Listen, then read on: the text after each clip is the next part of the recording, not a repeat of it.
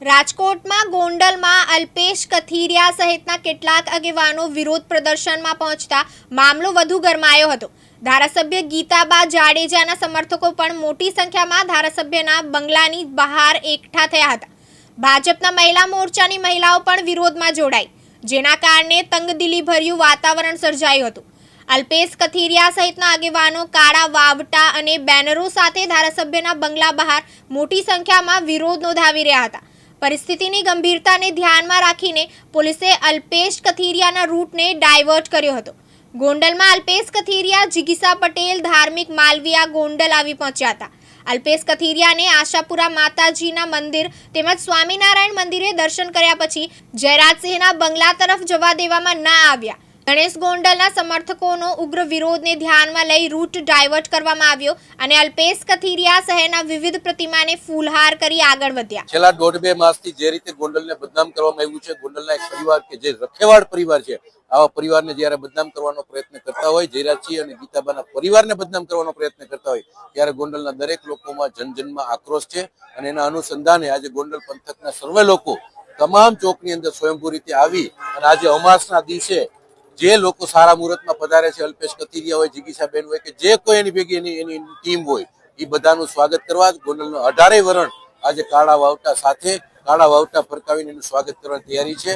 અને આ બધા જ લોકો જે અલ્પેશભાઈ હોય કે જે એમની ટીમ હોય કે તમામ અલ્પેશભાઈ કથિરિયા અને એની સમગ્ર ટીમનું કહું છું કે આ લોકો પોતાના વિસ્તારના ખેતર ખેડી નથી શક્યા, ત્યાં હાયલા નથી, ત્યાં ક્યાંય ચૂંટણીઓ જીતા નથી અને ત્યાં 200-500 કિલોમીટર દૂર બેસી અને ગોંડલને જે રીતે બદનામ કરવાનો પ્રયત્ન કરે છે, જે રીતે અહીંયા ખોટી નેતાગીરી ઊભી કરવાનો પ્રયત્ન કરે છે અને શાંતિને ડહોળવાનો પ્રયત્ન કરે છે, એને ગોંડલની જનતા જવાબ આપશે।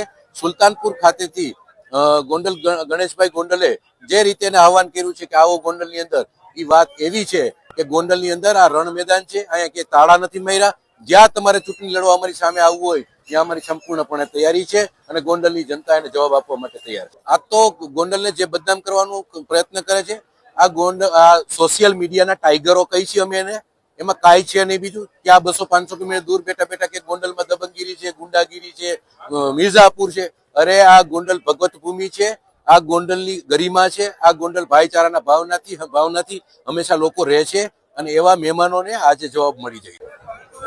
હાલમાં જે સુલતાનપુરમાં કહેવામાં આવેલું કે ગોંડલની અંદર માનું દૂધ પીધું હોય, ગોંડલમાં આટો મારવા હાલમાં આવી રહ્યા છે, વિરોધ છે કે આમંત્રણ છે કે સ્વાગત વિધિ? આ ગોંડલની જનતાનો જન આક્રોશ છે અને અમારા મીડિયાના માધ્યમથી આપ સૌને સામે જોવા મળે છે। ગોંડલના મેન ચોકમાં 200 જણા લોકો ઠેર ઠેર વિરોધ પ્રદર્શન કરી રહ્યા છે, કાળા વાવટા ફરકાવીને। કોઈ ગુંડાગીરી તો છે ને, કોઈ ધારાસભ્યની સીટનું પણ હાલમાં કાંઈ નથી, તો આક્રોશ છે।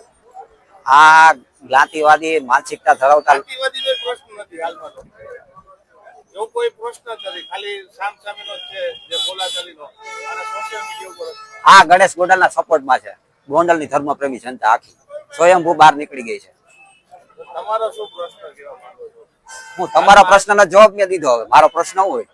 અલ્પેશભાઈ કથિરિયાને અહીંયા ચૂંટણી લડવાની ના નથી પાડી અને એવો ઉદ્દેશ કઈ ગણેશભાઈ નો છે નહીં અને અલ્પેશભાઈ અહીંયા પધારે એવું ગણેશભાઈ કીધેલું, બાકી કોઈ બીજો ઉદ્દેશ નથી। અને એને આવવું હોય તો આ રસ્તા ખુલ્લા છે, કોને દરવાજા બંધ કર્યા છે? અને અહીંયા કોઈ જાડેજા પરિવારે કોઈને ફોન નથી કર્યા કે નથી કોઈને બોલાવ્યા, બરોબર? રીતે આ ગોંડલની પ્રજાઓ આવ્યા છે, બરોબર? જેથી અને એ ગોંડલ ના સારા કાર્ય માટે જ બધા ભેગા થયા છે અને અમારે બીજો કોઈ વિરોધ નથી। બાકી અલ્પેશભાઈ કે ચૂંટણી કોણ લડે છે, તો 30 વર્ષથી જાડેજા સાહેબ માજી ધારાસભ્ય જો આવું સરસ કાર્ય કરતા હોય, બરોબર, તો એના માટે અમે સહકાર ખંભે છે ખંભો મિલાવી અને સહકાર દેવા તૈયાર છીએ। અને ગોંડલના ખૂણે ખૂણે પહોંચો અને ચોકે જગ્યાએ જઈને પૂછો કે ભાઈ શું એમની કામગીરી છે કેવી નથી। બહુ સારો પ્રશ્ન પાછો કર્યો તમે। અમે એના સપોર્ટમાં છીએ કે ડોર ટુ ડોર પ્રવાસ કરે, તાલુકો જાય। કાલે તમે તમારા જ પત્રકારમાંથી મિત્રમાંથી કોઈએ અમારા તાલુકા પ્રમુખ અશ્વિનભાઈ ઠુમ્મર નો વિડીયો, એનો ઇન્ટરવ્યુ લીધો હતો ને એને એમ કીધું છે કે તમે બોલે ગામે જાય અહીંયા અમે કઈ તમે કયો એ જાય એટલા માટે કે તમે લોકો એવું કહેવા માંગો છો કે અહીંયા આટલી અરાજકતા છે, અહીંયા આટલું દબાવે છે, અહીંયા વાંધો છે. ખરેખર એવું પિક્ચર છે જ નહીં. એવા સંજોગોમાં અમે એ સપોર્ટમાં છીએ કે એ લોકો આવીને સાચી હકીકતની જાણ કરે. અને અમે તમને વિનંતી કરી છે, પત્રકાર જગતને વિનંતી કરી છે કે એમની સાથે રહ્યો અને એમને જે સાચું પિક્ચર મળે ને એ તમે જનતાની પાસે મૂકો. અમારી પાસે નહીં, ગોંડલ તાલુકો તો અમને ખબર જ છે. અમારી 18 વરણ અમે અત્યારે અહીંયા છીએ, બધા અલગ અલગ વરણના છે. મારા મિત્રો એવા સમુદાયમાંથી આવે છે જેના ખંભે હાથ રાખવો અમને સારો લાગે. તો એવા સંજોગોમાં બધા જ વરણ અહીંયા છે અને અમે એવું ઈચ્છીએ છીએ કે આવે. અમે એના કોઈ વિરોધમાં નથી. તમે પત્રકાર મિત્રો એને કવરેજ આપો અને કવરેજ આપી અને સાચી હકીકત એ લોકો જાણે અને બાકીની જનતાને જણાવો, ગોંડલ તાલુકા સિવાયની કે જેના આગળ કુપ્રચાર થાય છે. સીધી સાદી વાત છે, તમે કોઈના ઉપર એટેક કરો તો કોઈ પ્રતિકાર તો કરે જ ને. તમે એટેક છેલ્લા મહિના 1.5 મહિનાથી આવો એટેક ચાલુ છે અને અમારાથી સહન નહોતું થતું. એટલે અમે કીધું કે ભાઈ ગણેશભાઈ આનો જવાબ દો. અમે જવાબ દઈ નો હાલે, તમારે જવાબ દેવો પડે કારણ કે તમે અમારા પ્રતિનિધિ છો અને એટેક તમારી માથે થાય છે અને હાવ ખોટો થાય છે. એને ખબર છે. જે લોકો આ એટેક સોશિયલ મીડિયામાં કરે છે એ લોકોને ખબર છે કે બહુ ખોટો એટેક થાય છે. પણ હવે સ્વાભાવિકપણે જ લીટી લાંબી ન થઈ શકે તો ભૂંવાનો પ્રયત્ન કરે એવું હોય. એવા સંજોગોમાં ભૂંવાના ચક્કરમાં એ લોકોથી વધારે બોલાઈ ગયું.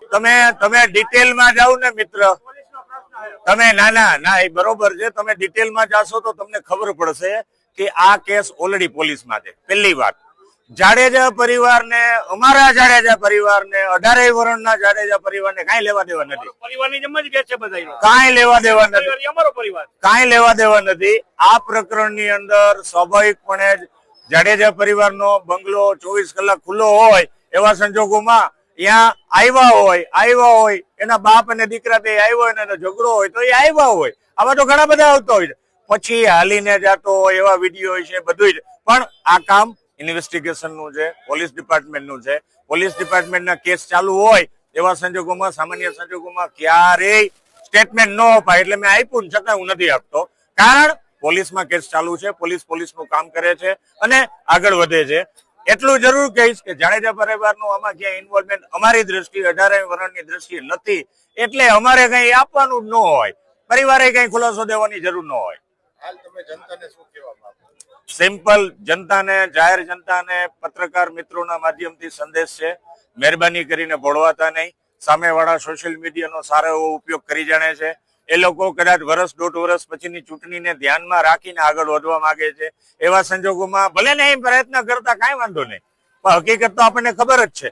હું આપને વિનંતી કરીશ, પત્રકાર જગતને વિનંતી કરીશ કે તમે, સોશિયલ મીડિયાને વિનંતી કરીશ કે તમે આવા જે લોકો આવે છે એ લોકોની સાથે રહી અને જ્યારે સામે ઇન્ટરવ્યુ લેવાય અને સાચી હકીકતની જાણ થાય એ તમે પબ્લિસાઇઝ કરો. ખરેખર કે એ લોકો જે મૂકે છે કે ભાઈ ગોંડલની અંદર દબાવે છે, ગુંડાગીરી છે, ગુંડારાજ છે, ખરેખર કાંઈ નથી. એને અનઅર્થ કરો, અનઅર્થ કરી મતલબ ઉકેડી અને એ લોકોની મદદથી એનો જ માધ્યમ બનાવો અને બનાવીને બાકીને જનતાને દેખાડો.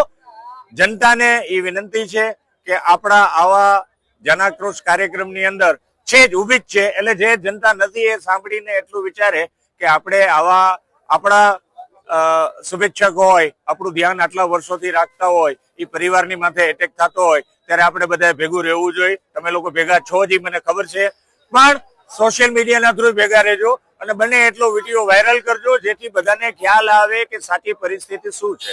Thank you very much. Ashish Patadia, દિવ્યાંગ ન્યૂઝ, ગોંડલ, રાજકોટ.